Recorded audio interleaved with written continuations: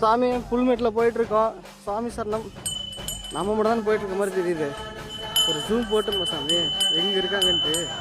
அந்த மலை உச்சி தெரியுதுங்களா? இருக்காங்க சாமி, தெரியுதுங்களா? போகணும் சாமி. அது பாதி மலை தான். அதுக்கப்புறம் என்ன இருக்குது சாமி? பாதி கூட நாங்கள் கிடக்கல. தெரியுதுங்களா? எம்புட்டு டோர்ன்ட்டு நான் உங்களுக்கு பார்த்தீங்கன்னா 10x ஜூம் போட்டேன். 10x ஜூம்னா எவ்வளோ தரணும் யோசனை பண்ணி பாருங்க சாமி.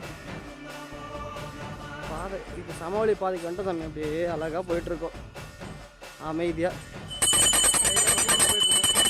ஹரிசாமி வேணுங்கிற சாமிலாம் அப்படியே அடிச்சுக்கிட்டே போயிட்டுருக்கோம் சாமி.